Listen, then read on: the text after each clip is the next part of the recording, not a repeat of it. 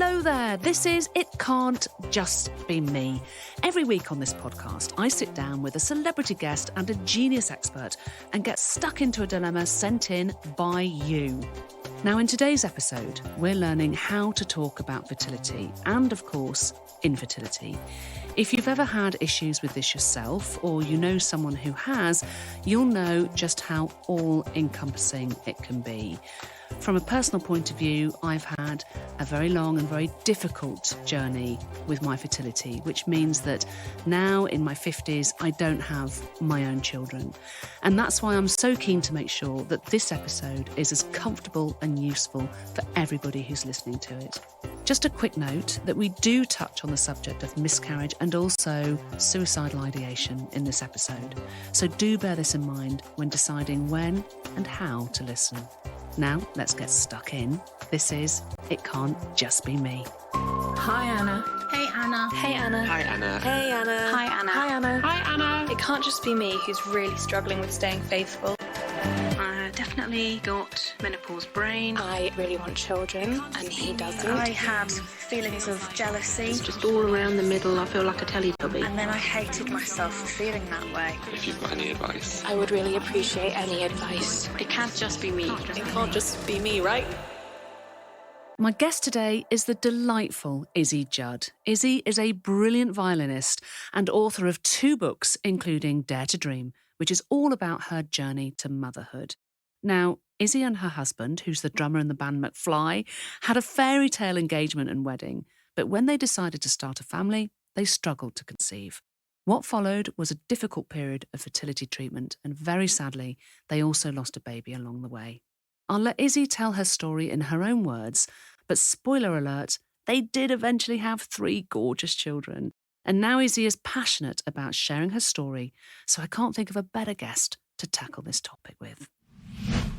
Izzy Judd, thank you so much for joining me today on It Can't Just Be Me. How are you? I'm good, thank you. It's lovely to be here. It's lovely to have you here. And can I say you're looking very well? Oh, thank you very much. Was there a trip to Portugal this There weekend? may perchance? have been a trip to Portugal. Oh, I can't bear it. Did you have a wonderful time? We had a great time, thank you. Oh, well, listen, I'm thrilled that you could join us for this episode today because we've received a dilemma on the topic of fertility, which I know is something you are an expert on and something very close to your heart, and also mine as it happens as well. But before we begin, I ask every guest that comes in to bring in their own It Can't Just Be Me mini dilemma. What's yours, Izzy? Okay, here goes. It can't just be me that checks the back doors locked more than once each night. It's got to that point now where I have to, as I'm doing it, say to myself, Izzy, the door is locked. I don't know what it is. It's this compulsion. What I was going to say, what is that about? Because my other half does that and it drives me nuts. Before we go to bed, he has to check that all the gas is off on the hob. He has to check the front and the back door at least twice, even though they're bolted. I'm going, Simon, it's fine. Come to bed.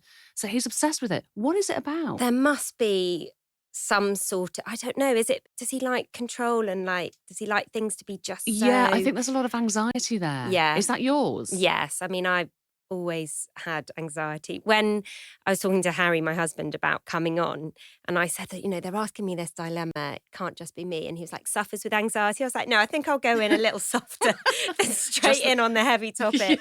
Just the back door, Harry. Yeah, exactly. Just the back door. But no, I will go off. I'll be halfway somewhere and think, did I lock the door or did I turn off the hob?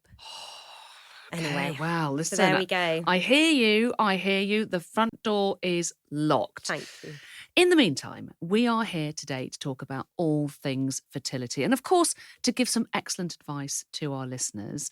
We're also joined today by specialist fertility counsellor Anne Bracken, who's dialing into the studio today. Hello, Anne, and welcome. Thank you, Anna. It's great to be here. It's such an important topic for so many people. Thanks for inviting me on. Now, listen, your expertise is going to be incredibly helpful for this particular dilemma because you're a cognitive behavioural therapist and accredited fertility counsellor. And not only that, Anne, you're also the author of Mind, Body, Baby, great title, which helps couples navigate fertility struggles. So I'd say, Izzy, we are in very safe hands today with Anne. I think we are. I think I could have done with Anne a few years back. We all need Anne in our lives, I have to say. Okay. It's time to hear from Kate, who sent in this voice note dilemma via the Fertility Network charity. Now, just to give you a little bit of background, Kate is 37 years old, and she and her husband have been trying to have a baby for the last 4.5 years. Gosh, it's a long time. They've had 3 rounds of IVF so far, but sadly, all have been unsuccessful. They're now planning on having a frozen embryo transplant later this year. I think Kate's story is especially interesting because of the nature of her job, but I'll let Kate explain in her own words. I absolutely love my job as a midwife, but I have actually made the real big decision to transfer my job from being a midwife working within the NHS to being a midwifery lecturer, because I have identified that actually I need to safeguard my mental health, because I found IVF really, really difficult to navigate. I think partly because we don't talk about it enough, and I could absolutely be that person. I was very closed off about my IVF journey to my colleagues when I did my first and second rounds of IVF. And I wish I'd been more open with them at the time. Also, something that we probably don't talk about enough is people's perceptions of when you tell them that you're doing IVF. So this was a big barrier to me, because even my really close friends and family said, oh, you should just adopt, because they thought that that would help. And of course, if that's in your journey and in your plan to do those things, how fabulous. I'm not sure it's in mine, but I haven't figured that out yet. What I think makes me frustrated about this is that people don't understand the process going from I've met the person I want to grow my family with, to trying to grow your family, to being told that you're biologically unable to grow your family, and you're being told by people, well, it's okay, don't worry about your body, just go and get a baby. I had that a lot from very close friends and family, and that also was linked to my job being a midwife. There was a lot of discussions around, well, how awful is it for you who support women in pregnancy to not be able to have a child, and didn't think about their use of language and their words and how that kind of came across. And that has also scarred me, and then potentially made me not want to discuss this with people. Being open and honest about what you're going through so that people can support you when you need support is so vital, but only when people are kind, considerate and supportive back. And that I also find really difficult to kind of navigate. Well, this is fascinating, isn't it? There's a lot to unpack here, I think, with Kate's dilemma, not least the fact that she is a midwife, which I personally find really interesting. Izzy, if I come to you first, what was going through your mind when you were listening to that? I could see that you were very deep in thought. Yeah, I mean, huge sympathy having gone through my own fertility journey. It made me think about how everybody's situation is so unique. And something that resonated with me with Kate is that challenge of, do you talk to people about it? Don't you talk about it? And I think in hindsight, had I been more open about it and had the courage to say, this is where I need the support, this is what I need you to say, this is helpful, this isn't helpful, it would have made it easier for those people around me. Because so often, if you haven't gone through it or experienced it, you don't know what to say, and then people get nervous and try and fill in the gaps. And inevitably then get it wrong. Yeah. Just thinking about Kate a little bit here and the fact that she is a midwife. I mean, imagine that you are dealing with women's fertility and their fecundity and, their joy and their trauma every single day. Yeah, I mean, again, having not been in that situation, you would think, gosh, that must be really tough. But then maybe for her, she's thinking, now not only am I battling my own fertility struggles, I've now got to think about my career. And you have this feeling that infertility problems take things away from you. The ability to be happy for others who tell you they're pregnant. I went through a scenario with my brother, which I can openly talk about, and where he and his wife got pregnant at the same time as I did with my first round of IVF, that I then went on to miscarry.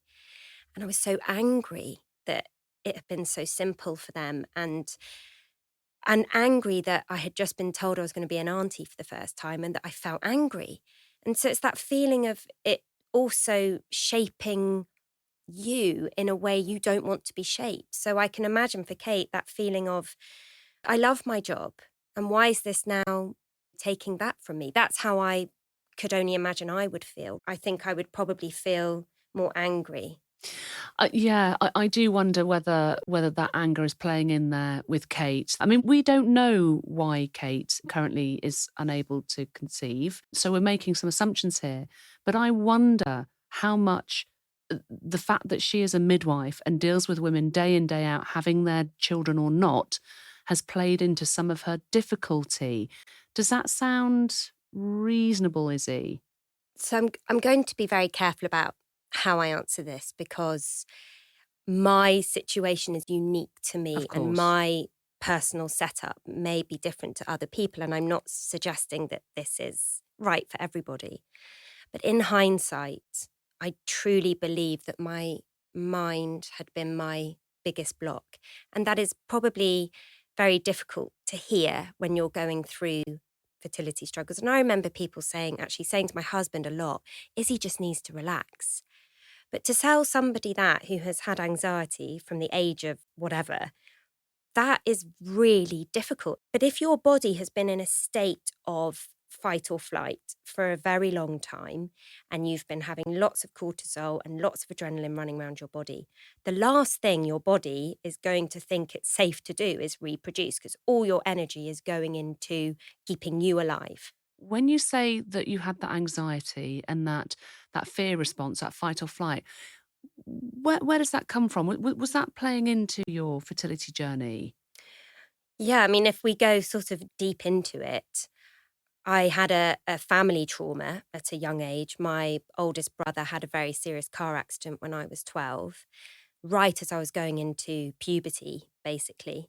I do wonder what emotional part that had to play on that development. That's something that I can identify with myself. I had an ectopic pregnancy when I was 20, and it was extremely dangerous. I nearly died.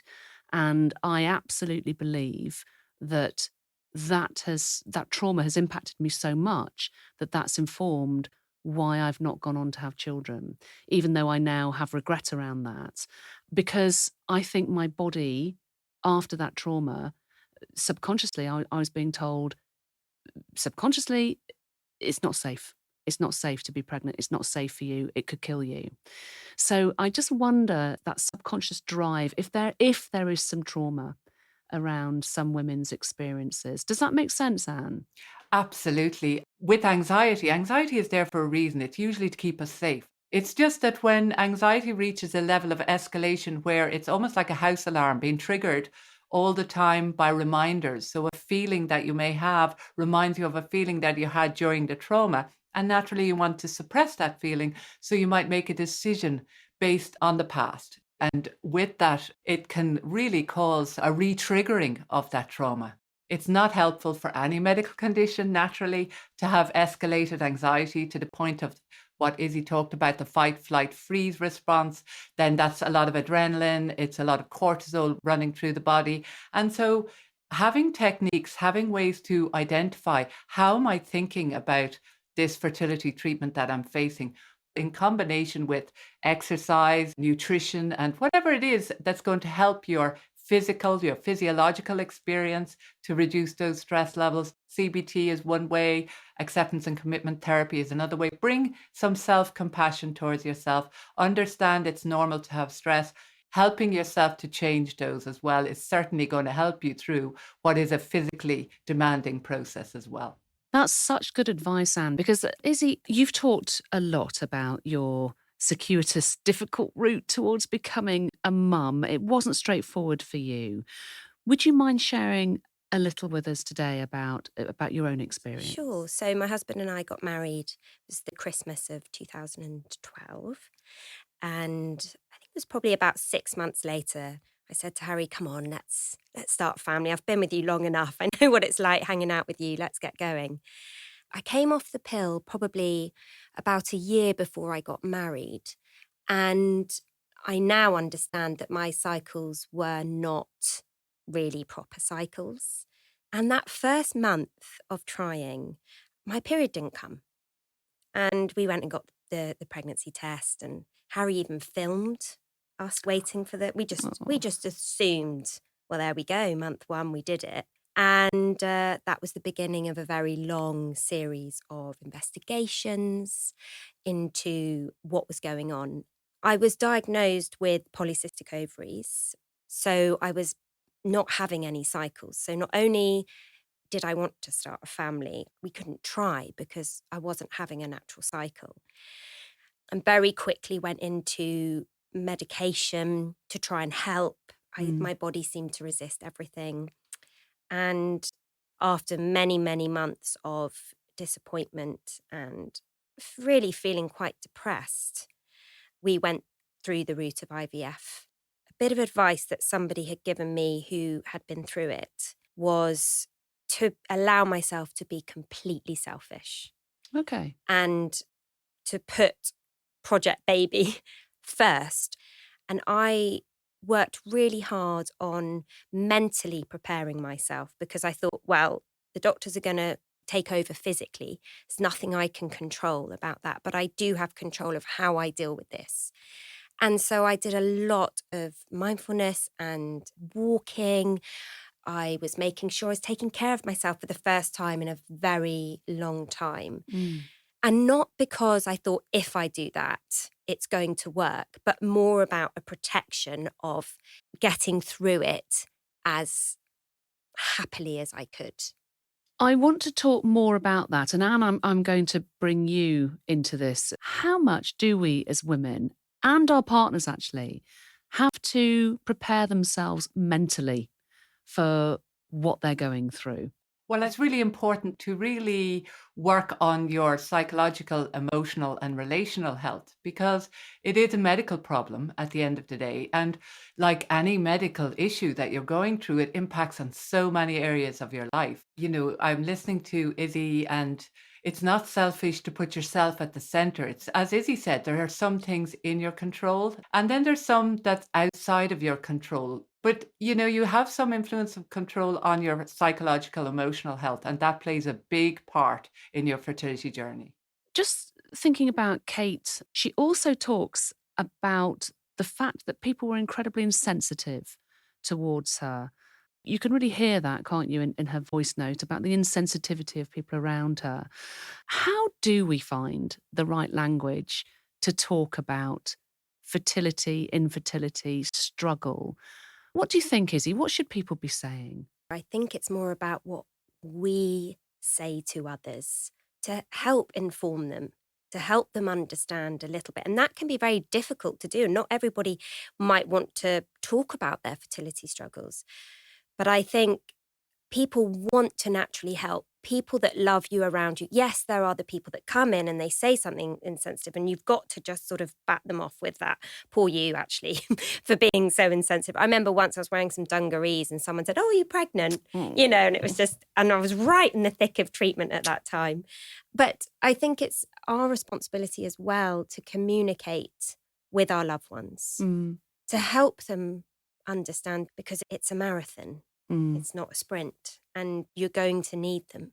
So I think, as speaking in hindsight, I wish I had had more courage to say, this is what I need. I wonder whether Kate should have been more open with her colleagues. She expresses a little bit of regret there about not perhaps communicating her own needs and what she's going through as well. And I wonder whether there seems to be at the heart of her dilemma an interesting sort of tension of, I'm incredibly upset by the way people have spoken to me about this, and yet at the same time she didn't talk to them about her vulnerability and what was going on. So in a way, the people who are trying to help, they can't win. They can't win. Does that make sense, Anne? Absolutely. I think what you said a little bit earlier about identifying needs, that's important. So what do I need right now? And it is important to be discerning around who you share it with, because if you think about it, when we're going through a big life-changing problem in our life, do we need people to come forward and give us lots of advice about how to fix it? What lifestyle changes they think we should make? What their answer is to fixing a problem that you probably at this stage could, write a thesis about. So in other words, most people going through fertility problems have done all the research. They have the awareness. The issue is maybe listen, be empathic. 100%. I think it is about identifying, isn't it? Whether you need somebody to help you fix it or whether you just need a listening ear. And I know myself as somebody that's been through a difficult fertility journey, and also somebody being on the other side, talking to people that go through difficult fertility journeys, I tend to try and fix. So I am that person that would ask a million different questions and then say, well, have you tried this? Or have you been to see this person? Which can feel incredibly intrusive, but we're just trying to help. So it is important for that person to say, I don't need you to fix it. I just want you to hear it instead. Izzy, how much did you decide to share your IVF journey with friends and family? And ultimately, what were their reactions towards you? I was very private to begin with, mainly because I was trying to digest it all myself. And I think I felt a bit ashamed, actually. And it took me a long time to not feel responsible for the fact that I wasn't able to have a baby. And it was like my body wasn't working. So trying to explain that to others when I was trying to digest it myself was really difficult. But when I did start to open up to the people I felt safe to open up to, like my best friend and family, obviously their support was what I really needed. I remember my friend saying, it was amazing, she said, would you like me to take you to one of your appointments? Just take me there. And I remember just thinking, that's exactly what I actually do need. She knows me well enough to know that actually for me, getting from A to B is quite anxiety fueling, going somewhere new. And so she knew that by being with me would give me that comfort and that support. Obviously, my family were incredibly supportive, but I think also not quite sure what to say. One of the things that had been on my mind was wanting to give Mum a grandchild, because she had gone through so much pain with my brother and everything we'd been through. I felt it was going to give her the next chapter of joy, and the fact that I wasn't able to do that. And it was really hard to say. And my mum said to me, Izzy, I just want you to be happy. You're all I care about. But had I not voiced that feeling, I would have carried that weight. And I think that's the thing. It's trying to identify what it is that's perhaps, that you're really struggling with, and talking to the people that are going to fill your tank back up. That is so important, isn't it? Because I would go back to Kate and say, I think you need to identify what it is you need and what it is you're so sad about, and just get that self-knowledge. Because in your sense, it sounds as though, Izzy, you were trying to fix your mum in a way by saying, I wanted to give her a grandchild to fix her grief around her own son. And how lovely that she was able to turn back to you and say, darling, I just want you to be happy. And then that gave you the permission to put the focus back on you. Mm-hmm. It's a wonderful thing. Let's talk a little bit about, again, this sort of fixing mode that people go into, and the fact that people just say, well, you should just adopt. Just go and adopt. How did that impact you, Izzy? Yeah, I had a few of those moments. And again, from very well-wishing people who actually I love dearly. But, there is zero just in adopt. That is a completely different conversation, actually, that is quite separate to fertility struggles and something that someone might individually choose to do anyway, regardless. So I think we have to get rid of that language. Yeah. We have to know that that is just not something that we should be saying to people. I love the fact that you say that, because you're quite right. I'm doing baby steps towards the adoption process, and I've done podcasts around adoption with Adoption UK, and it isn't just going and adopting a child. It is a huge thing that parents are undertaking. It takes a long time, and it is intrusive, and it is difficult. So in some senses, actually, there's a parallel with IVF and infertility, that you have to go through a process that is very, very difficult and can be very painful. So I think the language around, oh, just go and get a baby is incredibly disrespectful. I can completely sympathise with you on that. Is this something that your clients say to you as well, Anne, that people will say to them, just go and adopt? Yes, and the thing to be aware of for listeners who maybe have a friend going through fertility problems or a family member, adoption is not a cure for infertility. Infertility problems are in and of themselves their own issues, their own processes, very unique to that patient, that client, that individual woman. So meet her where she's at, rather than thinking, oh, actually, here's the answer.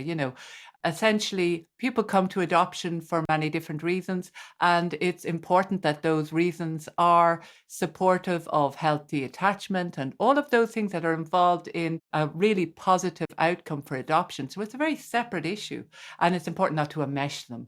I think earlier what you said about being, as you say, it's also important as an individual think, okay, what's the intention behind this? So a lot of the time, the intention from the other person is a positive intention, but delivered inappropriately. So just being aware of that as well means that we're probably not going to feel as frustrated and angry when we hear those things being said.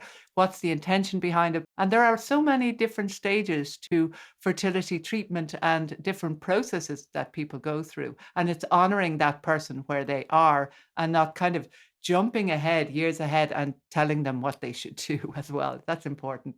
I wanted to share a statistic actually with our listeners, which I think demonstrates why it's so important to support people through their journey if they are struggling with their fertility.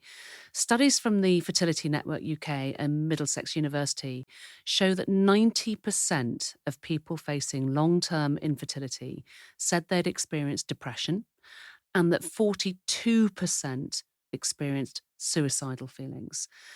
I mean, that is extraordinary. Izzy, does this resonate with you? Did you have dark moments during your journey? Absolutely. I had long days in bed under duvets. I felt so far from myself. I lost confidence to go out because I dreaded, are you thinking about having a family? And just not being able to know how to answer that. In the end, Harry and I just set up a sentence which was, we're working on it, or something. It was something like that. We're working on it. But also the impact of the hormones that I was taking made me feel very bloated. So none of my clothes really fit. My skin broke out. I just felt so uncomfortable within myself, physically and mentally. And I think looking back, I'm sure it was a level of depression. So I'm not surprised that that rate of depression is so high. Izzy, did you seek psychotherapy or support during your journey? No, I don't think I did enough talking therapy. Really? I did a lot of research in terms of looking after my mental well-being through yoga and walking, and mindfulness has been a big anchor for me with anxiety anyway, and continues to be. I also did a lot of visualization, especially through my IVF treatment, of the embryo grabbing onto the lining like roots of a tree. And I did a lot of that. And I found that incredibly comforting. And obviously that might not be something for everybody, but by visualizing what I wanted the outcome to be, I found hugely supportive. I think probably looking back on each of my pregnancies and each of my experiences, there was actually a lot going on that needed addressing that I wasn't addressing at the time. So, Izzy, you have been on a hell of a roller coaster ride with this. It's been incredibly difficult. But here you are some years later with 3 beautiful children. You're a mum. It's everything you wanted. So life, in a way, seems perfect for you. So it's interesting. I still feel if I pass somebody pregnant in the street, I still get that pang of jealousy. It's really strange. It's not, I can't describe it. It's like it never leaves you. And I just get that little moment of, she's pregnant. And then I think, I wonder what she's been through. Was it easy? Was it, and these things go through my mind. And it's sort of like when you go through infertility or you go through baby loss, you're never fully healed. You always carry part of that grief with you. And through my pregnancy with Lola, my first, I hadn't really thought about becoming a mum. It had all been about having a safe pregnancy. And actually, I hadn't really prepared myself mentally for motherhood. So I think there's also something in pregnancy and women who have gone through fertility struggles to actually allow them to grieve that and process it in order to then move into the next chapter. And looking forward, do you want any more?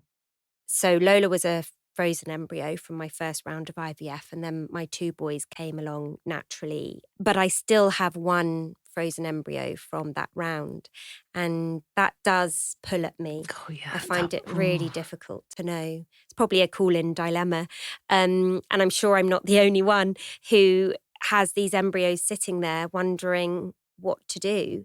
Because that's my baby that I haven't met, that I want to meet. And yeah. And that it could have been Lola that I hadn't met. Yes.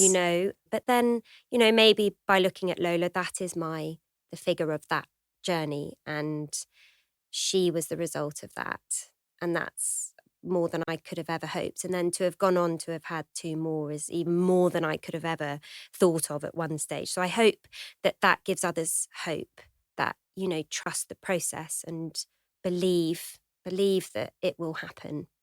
I want to leave Kate and our listeners with some concrete next steps to help improve her situation. Izzy, you've been through the process. What would you now advise Kate? That's a big question. I know. I think I would ask Kate if there is something else that she loves that she's not done for a while. Like, did she used to paint? Did she like, I don't know, going to the theatre? Does she like playing football? I don't know. Is there something that she has lost connection with? Is there something she could go back to that she loves? To remember who she is? Because fertility can become, the definition of you, and that is tough. I think that would be my suggestion to her. Just maybe have a think. Is connecting back to herself, some other loves and passions that she had as well. Well, Anne, I'm going to ask you as well, because ultimately Kate says that being open and honest about what you're going through so that people can support you when you need support is so vital, but only when people are kind, considerate and supportive back. What concrete steps would you suggest for Kate? If she had a magic wand and she could visualize the best, most supportive way of getting through this fertility treatment journey, what would she need more of? So if it is that she needs more emotional support, it's about, that two-way street of, I need to be a little bit more open if I want to receive that support. So being discerning about who she opens up to, but identifying what are my needs here going through this. Do I need more support from management? Do I need more support from colleagues, from family, from friends? Identify what she needs. Or would that be more professional support? That can help her in terms of the emotional, the relational, the psychological, and the communication piece that she needs to avail of in order to build on that resilience to get through this next steps. Izzy, thank you so much. And Anne, your input has been absolutely invaluable today. Thank you so very much indeed. Thank you both. Now, Izzy, before we end the show, I have a couple more short dilemmas to share with you. It's Right. kind of a quick fire advice round, and I want you to speak from the heart. Right. Okay, are you ready? I'm ready. The first one is from Emma. It can't just be me that's struggling to know how to plan the timing of a baby with their other half.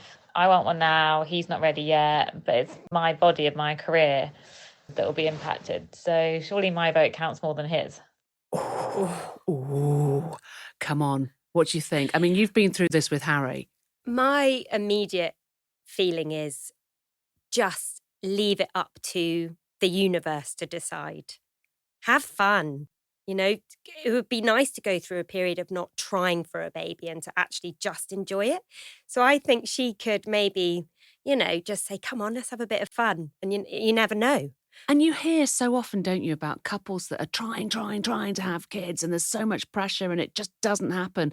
And then they kind of go, you know, F it. And off they go on holiday, they relax, and they get pregnant. And then you hear about it and you go, oh no, not another story of the person that went on holiday and got pregnant. But there has to be some truth in that because we hear it. Okay, here's the next one, Izzy. This is from Nicole. Hi, Anna. I've completely ground to a halt at work. I used to really love my job, and I think I still do, but I just feel so burnt out that I don't jump for opportunities like I used to. I really, really need to find my energy again because Monday mornings are just making me miserable. Do you have any advice? Oh, now you see, I've got quite a lot to say about this. And there's a lot of research around at the moment about how anxious people feel on a Sunday, and that then bleeds into that whole weekend and they start to dread Monday mornings. So what I would say to Nicole is perhaps actually to go and have a conversation with her manager around what's expected of her when she goes into work on a Monday. Perhaps they could just ease her in with a little bit of gossip and a bit of fun before she has to then go into the hardcore grind of work. What do you think, Izzy? I think it's hard, isn't it, when you lose that mojo for something? But I also think it's part of life, isn't it? We go through those moments where something just feels amazing and then you just have these lulls. And it's just determining whether the lull is actually, do I need to step out here and think about something else? Or is this just a bit of a moment? So maybe put a time frame on it. Maybe go, if I'm still feeling like this in, I don't know, 3 months, 6 months, then I'll address it then. Izzy, thank you so much. It has been an absolute pleasure to have you in the studio today. And, you know, from my heart, I want to say thank you for being so open and such an open book. I welcome honesty and openness like that. And I know that you will have helped so many other people. So thank you for sharing your story. And thanks again to the brilliant Anne Bracken for joining us remotely today as well. We'll leave her details in the show notes for all of you who are listening. I also want to say a big thank you to the Fertility Network and the Fertility Foundation for their help and advice for this episode. And you can find out more about them in the show notes too. I'll be back next week with another episode of It Can't Just Be Me. So if you have your own dilemma you want some honest advice about, please leave us a voice note at itcan'tjustbeme.co.uk, or you can email itcan'tjustbeme@podimo.com. Whether it's about love, sex, aging, friendship, kinks, parenting, it doesn't matter. Nothing's off limits in this studio. And remember, whatever you're dealing with, it really isn't just you. From Podimo and Mags, this has been It Can't Just Be Me, hosted by me, Anna Richardson. The producer is Alice Homewood, with support from Laura Williams. The executive producer for Mags Creative is James Norman Fife. The executive producers for Podimo are Jake Chudnow and Matt White. Don't forget to follow the show and to listen ad-free, subscribe to Podimo UK on Apple Podcasts.